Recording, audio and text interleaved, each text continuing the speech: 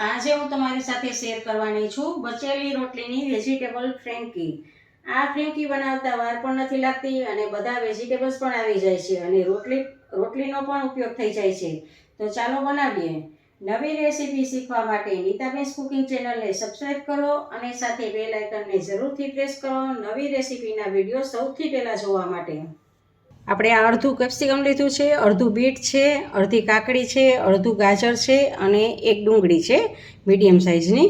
આનું આપણે કટિંગ કરશું। તો આ ત્રણેયને આપણે ખમણી લેશું અને આ બેનું આપણે ઝીણું ઝીણું કટિંગ કરશું। હવે આપણે આ બધું જ કટિંગ કરી લીધું છે। તો આ કેપ્સિકમ અને ડુંગળીને ઝીણું ઝીણું કટિંગ કરેલું છે અને આ ત્રણેયને આપણે ખમણી લીધું છે, બીટ, કાકડી અને ગાજરને। આની સાથે તમે હજી કોબીસનો પણ ઉપયોગ કરી શકો છો। અને હવે આ બધું જ એકી સાથે આપણે એક વાસણમાં મિક્સ કરશું। મિક્સ કર્યા પછી સ્વાદ પ્રમાણે એમાં નિમક એડ કરશું, થોડો ઓરેગાનો એડ કરશું જેથી ટેસ્ટ સારો આવે અને ચીલી ફ્લેક્સ એડ કરશું। આ તમારા ટેસ્ટ પ્રમાણે તમારે આ બધું જ એડ કરવાનું છે। અને હવે આપણે એમાં ગ્રીન ચીલી સોસ એડ કરશું, 1 ચમચી આપણે ગ્રીન ચીલી સોસ। હવે આપણે આ મેયોનીઝ આવે છે એ મેયોનીઝ લીધું છે, વેજ મેયોનીઝ છે, એ આપણે 2 થી 3 ચમચી તમારે આમાં જેટલું મિક્સ કરવું હોય એ પ્રમાણે તમારે લેવાનું છે।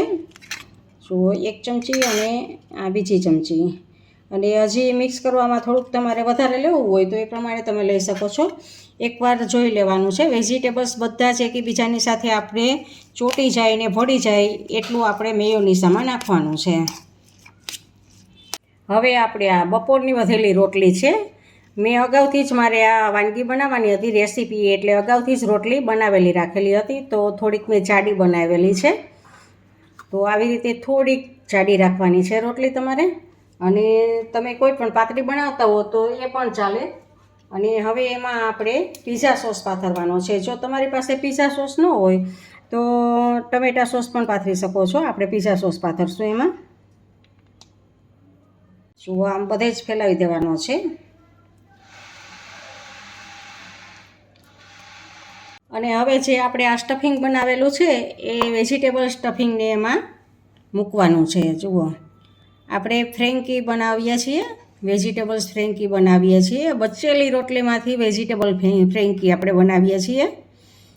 તો જુઓ, અને એક અલગ જ રીતે બનાવીએ છીએ, ખાલી વેજીટેબલની જ બનાવીએ છીએ, એમાં બટેટાનો ઉપયોગ આપણે નથી કરતા।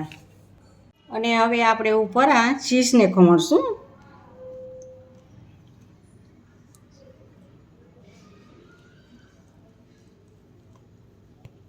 હવે આપણે આને બંને બાજુથી વીંટો વારશું।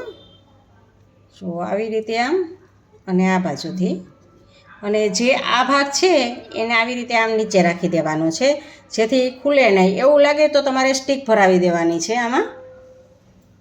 આપણે ગેસ સ્ટાર્ટ કરીને એની ઉપર એક નોન સ્ટીક તવો લીધો છે અને એમાં આપણે ઘી એડ કરશું। તમે બટરનો ઉપયોગ કરી શકો અને ઓઇલનો પણ ઉપયોગ કરી શકો છો આમાં, પણ મેં અત્યારે ઘી લીધું છે। અને હવે એમાં આપણે આ જે વીંટા કરેલા છે એને એમાં સાતળશું। તો બંને જુઓ એકી સાથે આપણે રાખી દીધા છે।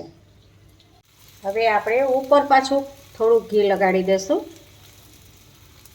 જો આવી રીતે આમ ઉપર આપણે લગાડી દઈશું। અને હવે આપણે એને બીજી સાઈડ આપણે પલટાવવાની છે।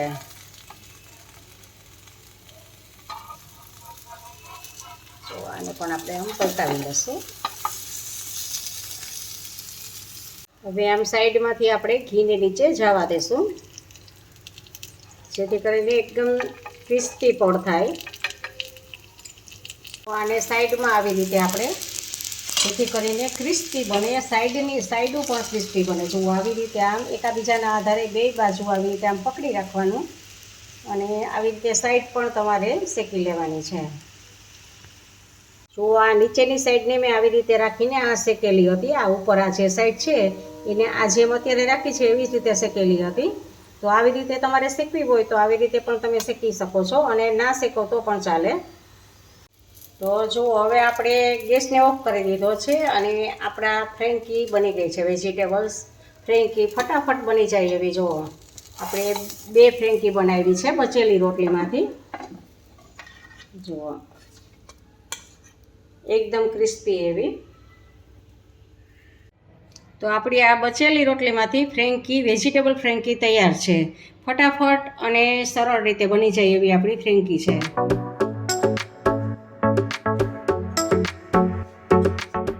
તમને મારી રેસીપી કેવી લાગી તે કમેન્ટ બોક્સમાં કમેન્ટ કરીને મને જરૂરથી જણાવજો.